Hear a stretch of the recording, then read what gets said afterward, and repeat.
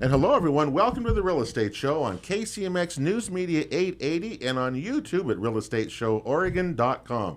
I'm Pete Belcastro. Joe Brett's here. Alice Lima is here as well. We're all real estate brokers with John L. Scott in Southern Oregon. We get together with you once a week here on KCMX and on YouTube with great guests like our fella here in the middle, Giles. He's our mortgage lending expert from Mutual of Omaha Mortgage, right? That's right. Yeah. Well, first of all, welcome to the show. It's always good to have you back. Oh, thanks. I wasn't planning on changing names again, but it turned out to be kind of a blessing. Well, you've been with us. I'm trying to think.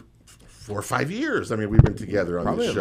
At least. I'm trying to think how many. Since we're doing the TV one. And you have been, you've been through this before. You're like, you've been through changes in ownership and changes in business, haven't you? Yeah, I really thought when I went to work for a place called Bank 34, that's been around since 1934, deep in mortgages, that would last a little while. But you know what? They got out of the business, and I kind of landed in a place that I have a similar model. So I still have about 39 banks I can look around to.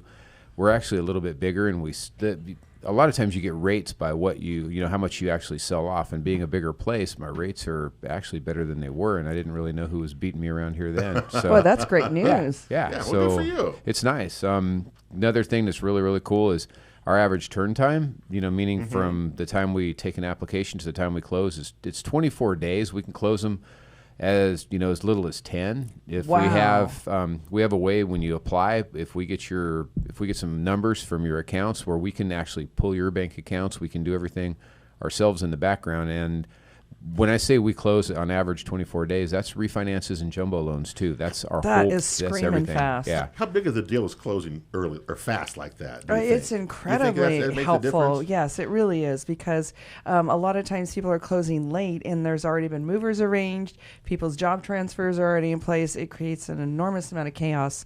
Closing late. 24 days. That is pretty fast. I mean, that is really fast. It wasn't that long ago. We were telling people you got to have at least 60 days, remember, to close. It wasn't that long ago. You've cut that in half almost. And a ton of it is just the systems that we have in place. We weren't missing closing dates at my old place, so I don't want to say that. There's a lot of people that can close on time, but a lot of times they charge you a premium in the rate and the fees and things like that to be able to do it. And I've always been kind of like, why can't you do both? A minimum should be closing your loan on time, and to do it with a good rate and some decent fees, is just kind of a plus. But and we do all of our processing locally here too, so it's not like I'm just farming it out to some other place. I was able to get my old appraisal panel also, so I don't get the appraiser that is not the best in town on my panel. They just don't make it on there. And they're local appraisers. Yep, oh, that's wonderful. Yeah. Wonderful. So, do you close? What percent, Alice? Do you think, Joe? Do you think that you close the deals that we've been involved with?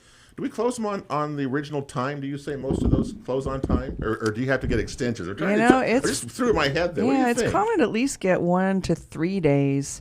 And it's rare to close early. In 24 days, that's almost like a cash deal. Yeah. That's competing with how quick a cash person can close. This is 24 days after the close of escrow. Is that what we're talking? I'm just kidding. No, that makes a difference in some people. And like I said, I remember the first time I had somebody apply on my new website. She said, "Why are they asking me for passwords to my bank accounts?" And I said, "Don't give them to them, no matter what you do."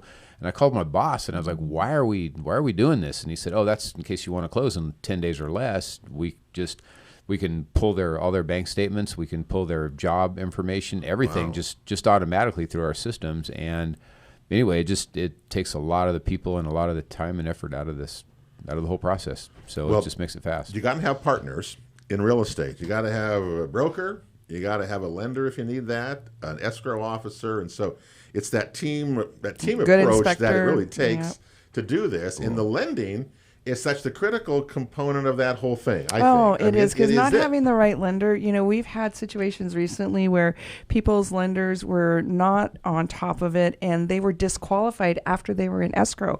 And one of the deals was $600,000, a very well-seasoned professional, and he was livid. And his family was heartbroken, and it was the day the appraiser was supposed to go out.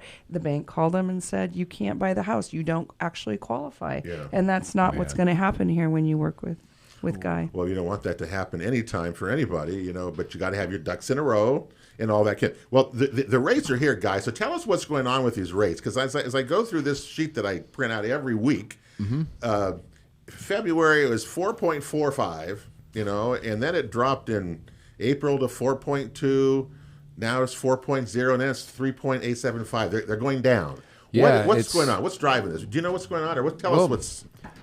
I think a lot of it is everybody's just anticipating some kind of a slowdown in the economy. I think what they didn't really factor in were some pretty good tax cuts, even though a lot of us on the personal level, might not have thought it was everything we wanted, but for business, and that's what really drives our economy. So I think we have a good economy for a while, but we're long overdue for some sort of a pullback, at least, recession-wise. Expansion has been going on for a long time. We've been doing our show, by the way. Next week will mark 10 years of doing this show every week here, Joe, and Guy and Alice. And over that time, the market has just totally, changed from what it was to where it is, and lending, how much that's changed from when we started, this show. And I don't know if that's going to have. The expansion is just continuing on, and I know everybody talks about anticipating something, but in the meantime, it hasn't happened. It's still a strong economy. Well, yeah, and I think there will be a little bit of a correction, but I don't think it's going to be deep like the the last recessions or anything like that we had. Just because it'll have to slow down at some point, and maybe it doesn't even get weird. Maybe just by what's already been happening. We were talking a little bit before the show, or I was listening to you guys talk about maybe a couple price reductions here and there. People, other people being able to get in the market, and there's no appetite for high inflation like there was in the 80s. So I think they're trying to stem it a little bit by saying, hey, we might even have a rate cut or two, over the next 12 months. Just they got to keep a couple bullets in their gun, so they can't really do anything too prematurely. Well, I don't know if they're going to have any more rate cuts, but one thing that we have noticed is when the stock market does well, like it's doing, interest rates then drop. And that's what we've seen. I mean, that's exactly what has happened to us. And basically with the stock market, though, you're either putting your money into long-term stuff or short-term stuff. Yeah. So a lot of times when the stock market's doing really, really well, the rates are going up. So, yes. I think you knew what you were but saying. But it's still coming down, though. I mean, they're still coming down when the stock market does well. And that's what we're in. So we're seeing it right now, and I think we're going to see that hopefully continue all summer, because it's really driving people to do this. If rates were 5.5%, I don't think we'd be talking about all the sales that we're seeing, et cetera, et cetera. Mm-hmm. Well, and they were high. They were over 5 right around Christmas and in January. Yeah. So this is a huge opportunity for people to buy up. If you missed the last opportunity a year or so ago, we are so lucky. Yes. We are so lucky to get this chance with the combination of low prices, low interest rates, great lenders. All right. And it's a lot of fun to talk to these people that you were talking to a few months ago, and now they're back in the game, and all of a sudden you get to tell them, that the rates are 0.75 of a point lower than what you were talking about. And a lot of people don't know it. Then. No, and it's and really that makes cool. a big difference on your scores, on your rates, on your mortgage, what you're paying, everything, right? And another thing that's really helping us also is credit scores are factoring a lot more into the mortgage insurance now.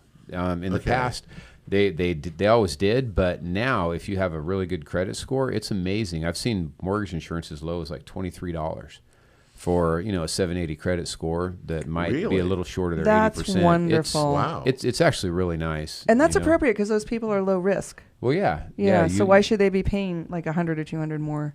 I know month? It's actually kind of nice. I wish they would come up with some kind of a scale a little bit for FHA. They're talking back and forth about maybe changing that to where it's not for the life of the loan again. That would be great. That would make so much sense. In fact, I think Joe last week Joe had an offer come in.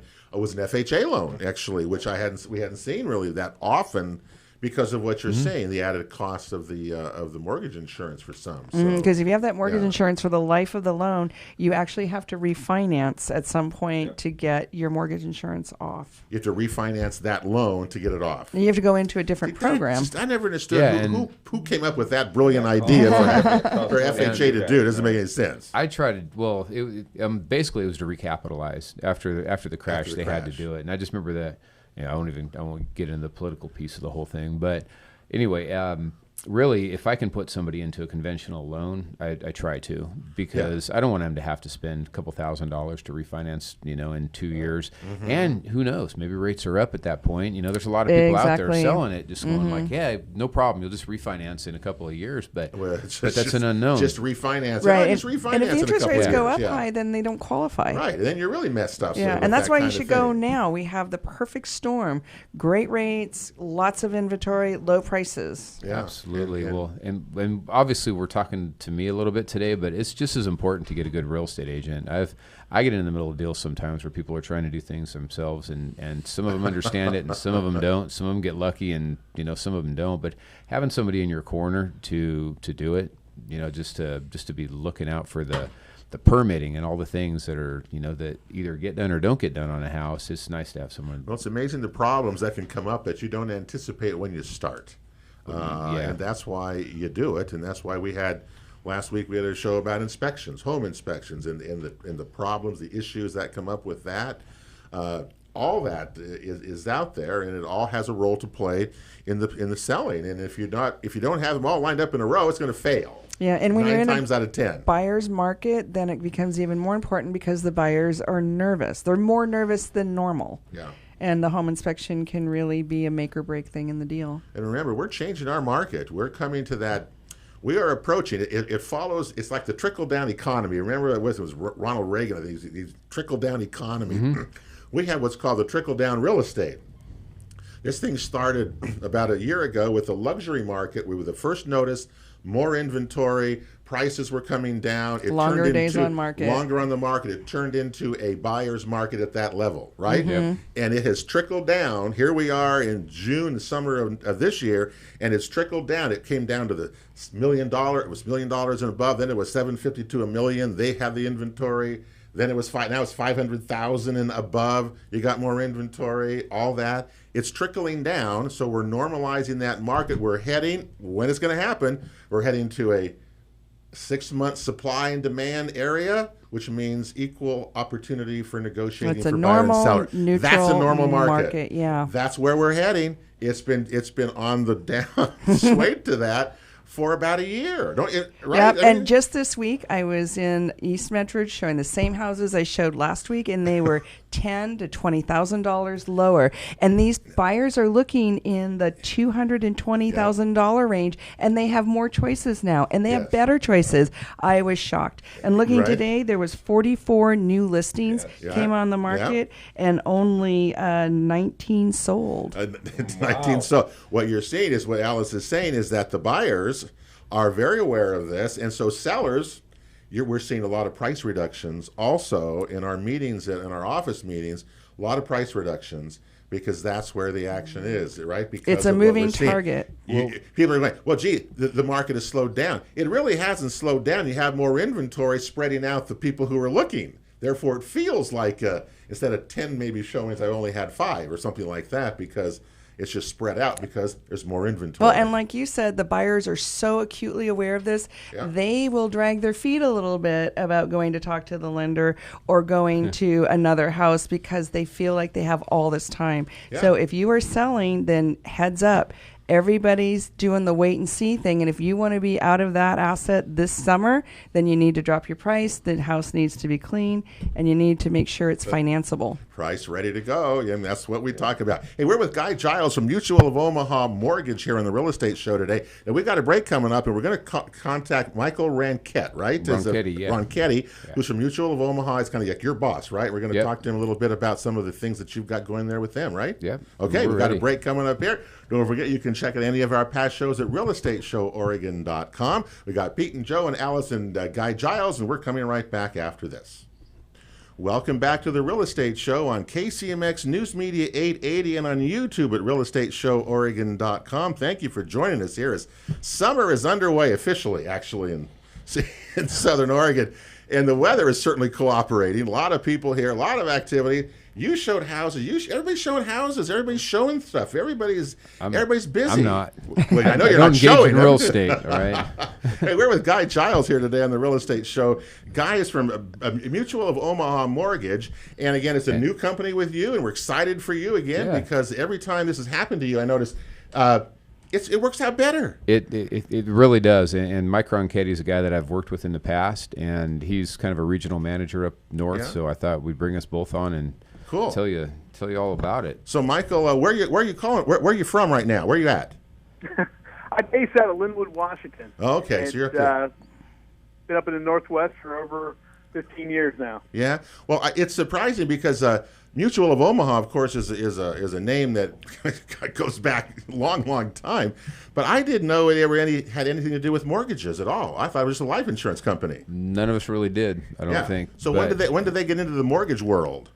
I don't know exactly how long they've been doing it. We actually, Synergy One is another mortgage group that we're just kind of merging with right now, and they're really good at closing loans. So there's a lot of experience in the back, but as far as being really big in mortgage, I guess Mike could probably talk a little bit about that. I mean, I know we're picking up a big account or two, and I don't know if we can kind of speak about that right now or not, but anyway, as far as exactly when, I'm not sure. Go ahead, Michael. No, I was going to say it's the bank itself. Mutual of Omaha Bank has been in it for since really they came into play in the mid around 1985 or so. They really wanted to get a bigger presence, and as Guy just mentioned, they brought in just over a year ago Synergy One to really bolster that presence in the residential lending. And, get the name out is the best way of saying it through that platform. Mm-hmm.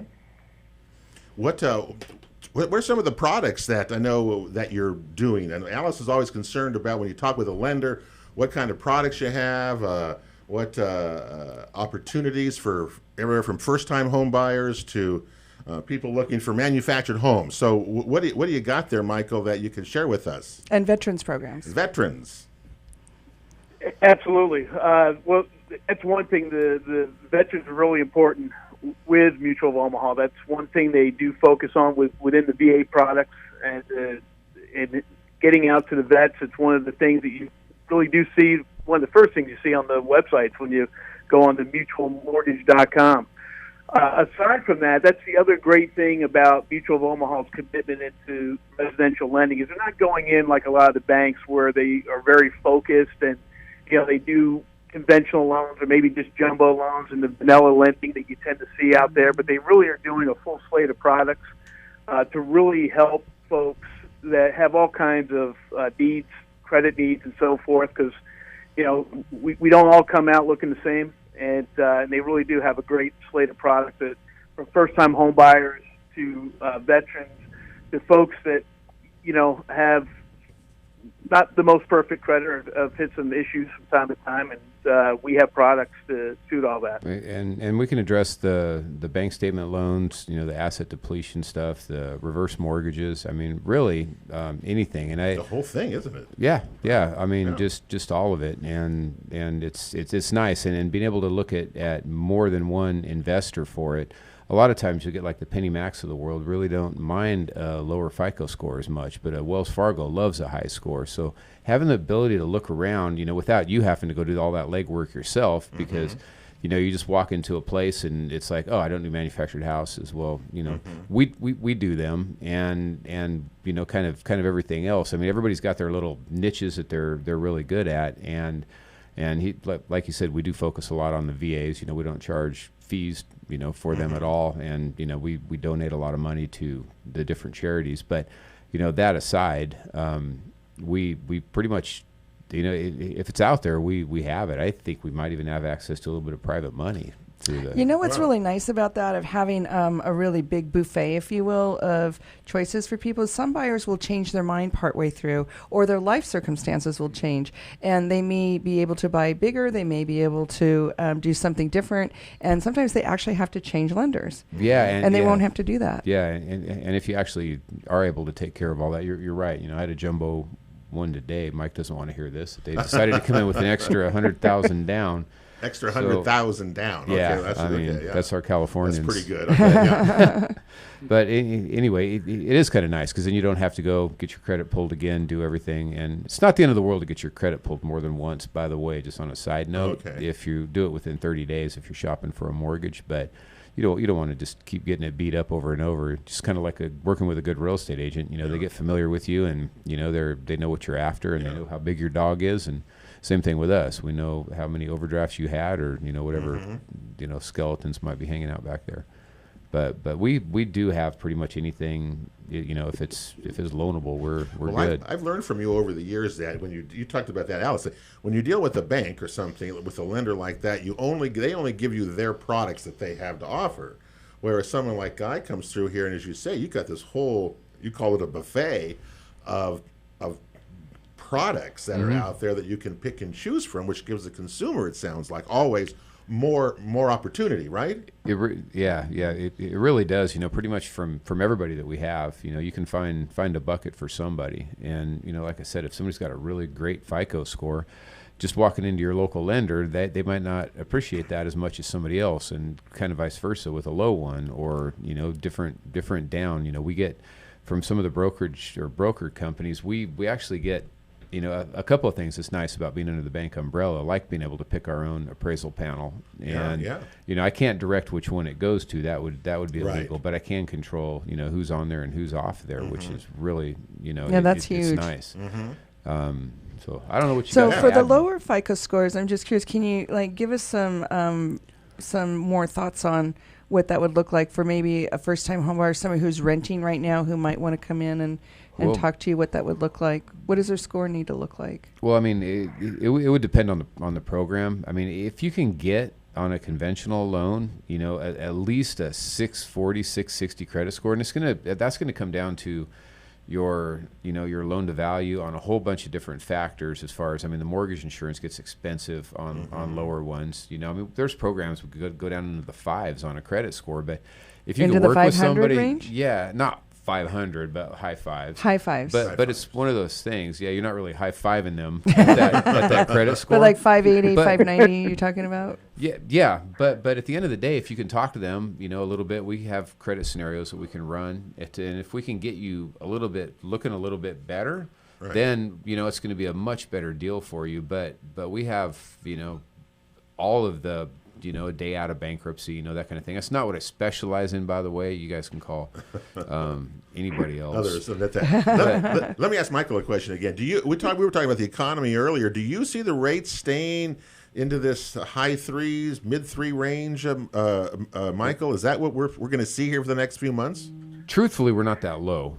Honestly, we can find it on the perfect storm, but I don't want people to think that we're in the mid threes. Oh, not like that. If it goes down some more. Okay, but where are we? Right.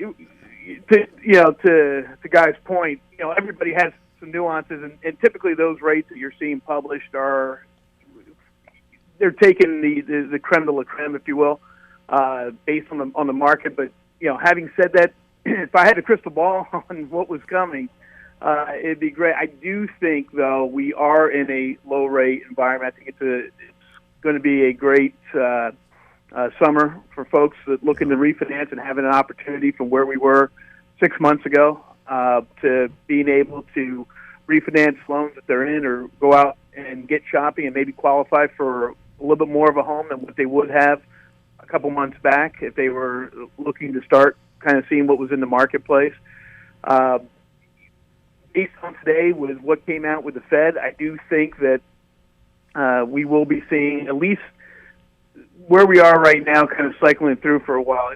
It's hard to say whether or not we'll go any further down without any more different economic news, but at least if nothing else, there's nothing going on right now that would indicate rates going up too much. I think that's really terrific news for consumers.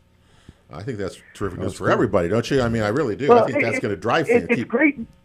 It's great news for a lot of folks, and this is kind of what was about the first-time home buyer. I had an individual just the other day reach out who I'm working with a lower FICO, who was standing on the sidelines thinking that they couldn't get approved, and a friend of theirs had him call me, and I walked them through, and when I peeled back the onion, yes, it's a higher, 500 FICO, 585-ish. Mm-hmm. But there are programs, and with the rates being where they are right now, individuals with imperfect credit can get something that's, a great rate within today's, and they have buying power that they may not have had, again, 6 months ago or a year ago.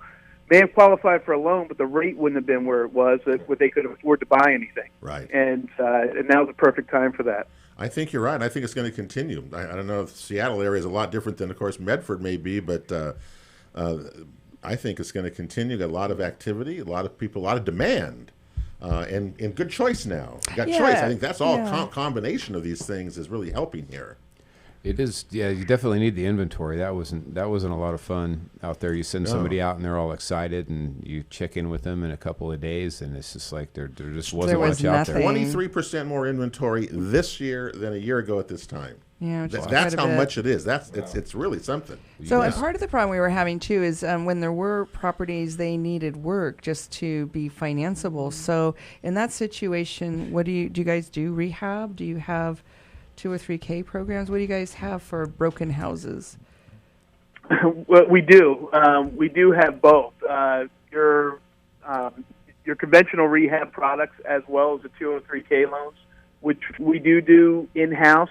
I know a lot of folks you may talk to might have those products and send them out on maybe a broker out scenario, which isn't always the best avenue based upon specifically if you're under the gun with a date to close.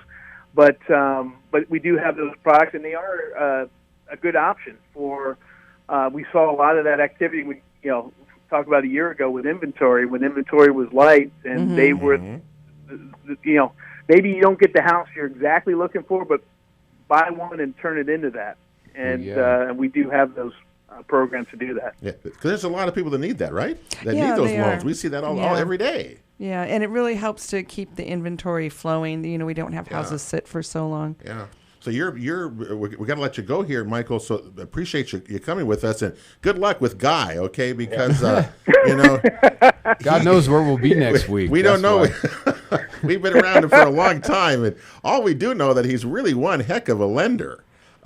He does amazing stuff, and so no, he really is. He really is. He's a great lender. He knows what he's talking about, what he's dealing with, and which is great for the client. Yes, and he's definitely on top of things. So there's a lot of things I learn from him every day. So it's definitely a two-way street. Well, good. Well, good luck with him, and we wish him well and you well as well. So thank you for joining us, and we appreciate talking with you, Michael, a lot. No, absolutely. Okay. I appreciate your time. You bet. Thanks a lot. Okay, let me take care. This out. Okay, I'm good there. Okay, well, we got a break coming up here. It's interesting, isn't it? Lending is it's a fascinating world, and it seems like it's always changing. It is. That's the thing. It does always change. Thankfully, it's been changing to make it a little easier. I don't think anybody wants to see us go back to what we were before. What kind of caused Greece to crash their economy? I mean, it was so bad over here, but I think that some kind of makes sense. Guidelines are a good thing, and they're loosening those up a little bit. And look how busy you are too. I know you're really, really busy as well. We got a break coming up here. We got to come back. We got one more segment to go. We're talking with Giles from Mutual of Omaha Mortgage today on the Real Estate Show. Pete and Joe and Alice, we're coming right back. Final segment right after this. Welcome back to the Real Estate Show on KCMX News Media 880 and on YouTube at realestateshowOregon.com. We're delighted you've joined us here today. It's a show in June. Summer is underway. I'm Pete Belcastro. Alice Lima's here. Joe Brett's here as well. We're all, of course, real estate brokers with a lender in the house today, and Guy Giles from Mutual of Omaha Mortgage. Are you busy right now? Tell us what's going on in the market with you. I mean, what are you doing? It's a couple refis. I haven't really focused on refinances since I left the big bank. I really wanted to devote my time to purchase, which is still about probably 90% of what I do. But I got a couple of phone calls from people, and I kind of felt bad because a couple of them were it really makes sense for them to refi. And I'm thinking, well, why in the heck didn't I reach out to them? I'd never want to be that guy that's, I think it's important to know when you're refinancing if it's the right thing to do or not. a lot of times people will go and they'll refinance, and if the most important thing, something's happened and you need to save some money, it's not a bad thing. But if you're starting your amortization all over again just for the fun of it, so some guy can make a buck refinancing you, that's not necessarily a good thing. No. So there are a lot of factors that go into refis, and I did a lot of them in the past, so I'm pretty good at analyzing. And we may see these come back again right now. Yeah, with because the of rates so right? low, you probably get a lot more phone calls. I'm fielding quite a few of them, and like I said, it's kind of surprising. I'll get a text message, and I'm thinking, oh, they want to go out quadding or shooting some guns or something, and they're wanting to refi already, and so it's a little strange. Well, you may see a lot of refis because I think it was at our office meeting this week. It was said that most people in refinancing. They're going to continue. They're going to do that because of the rates are low. Mm-hmm. So we may see more of that because people are staying in their house longer. That's what's the point. People are living in their house longer than they were before. Yeah, and really the only thing to really keep in mind is if you're gonna refinance, like I said, if you're 15 years into a loan and somebody calls you up and says, I'm going to save you $400 a month, that's great. But, at least just give me a call. Let me run some numbers for you. Even if you're not going to do your loan or don't have any intention of it, let's look and see what the overall cost to you is going to be. Does it make sense to say $400 a month to pay $8,000 in closing costs? Yeah. Or right? Something like that. If you're halfway through your loan. Right, or you're halfway through the loan. Yeah. So and maybe it does. Maybe you're getting ready to retire. Maybe some life thing is happening, and it makes sense. So I don't ever say never.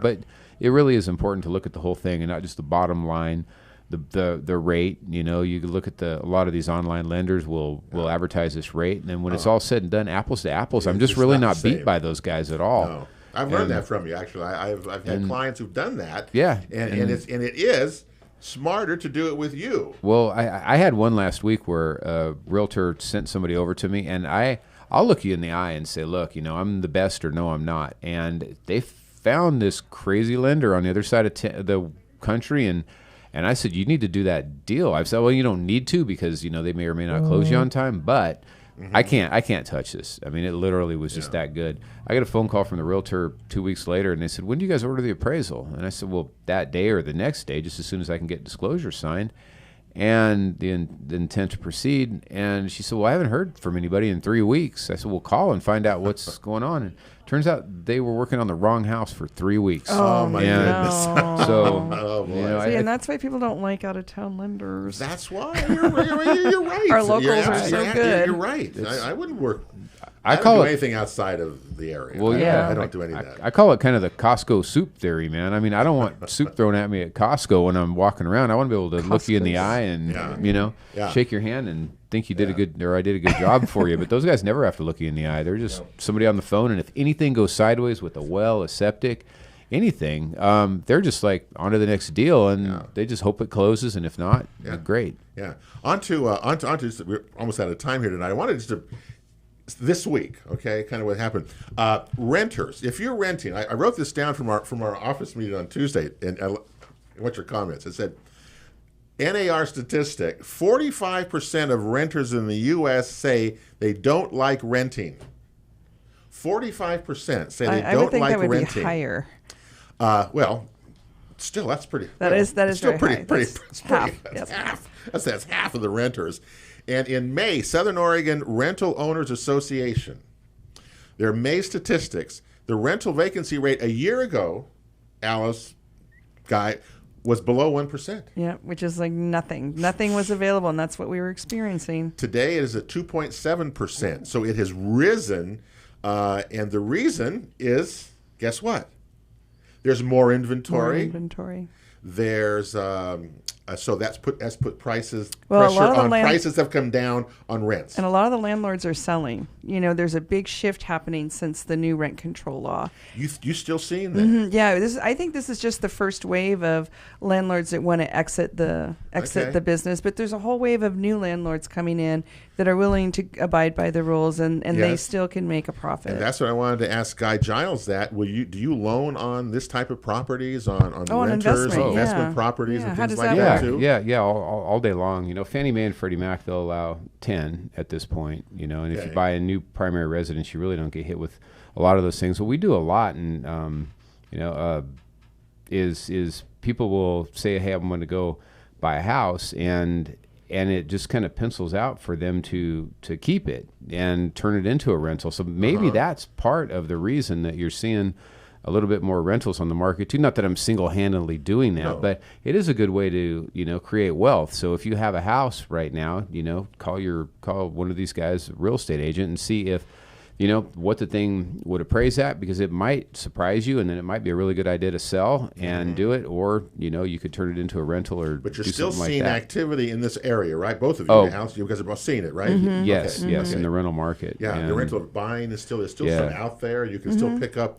But the rents are going down because yes. there's more supply. Yeah. No, it's because I decided to become a landlord 2 years ago, and that's why the rents are have going gone down. Yeah, I could pretty much. I think I crushed Jackson County when I worked there. Top It that almost at the went market, under. didn't you? When you're doing Yeah. that. Well, you're So- an investor also. Yes. You do this. I mean, Yes. you rent. You go through that a lot. Yeah, right? yeah, and the rents are at a nice place. The rules were a lot to get used to in a short time, but there's still people out there that need a good place to live, and they're willing to take care of your property. Yeah. So there's still plenty of good tenants out there. Absolutely. And I remember Danielle Remley, when she was here from Sterling West Property Management a few weeks ago, she was telling us that same type of thing, that rents have come down, and that threshold. We talked about the $500,000 price tag if you're buying above what's there.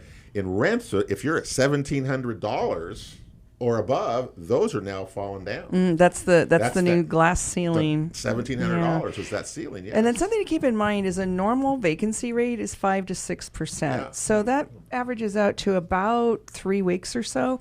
Every rental property in Southern Oregon should be vacant, but it hasn't been for years. What's it been, like 5-6 years?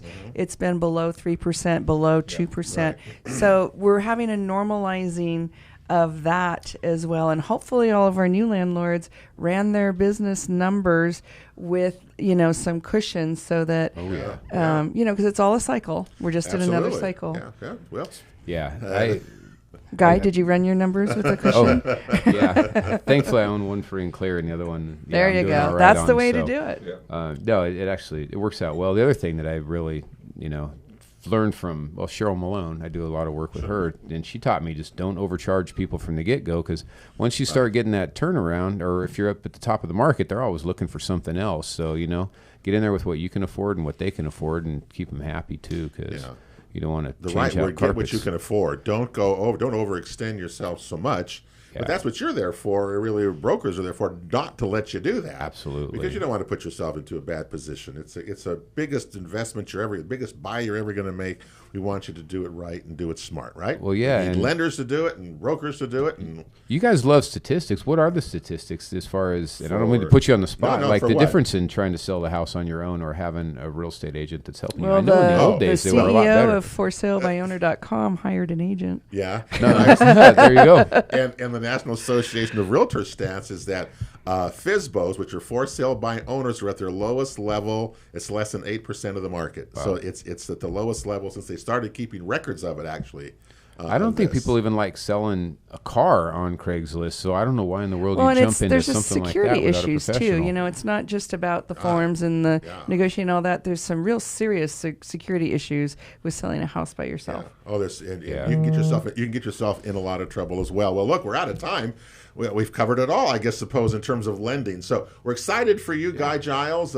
They can Google you at, G Giles at mutualmortgage.com is the web address. Or 944-6987, just give me a call. Yeah, I Google you and find you. I can find you there. So, And he answers his phone. And I got a guy working on a project for me. So That's I true. appreciate that. So if you can get me through this, you can get anybody through it. I think I've come to that conclusion as well. Well, that's going to do it for the Real Estate Show today. It's June the 22nd is our date. Summer's underway.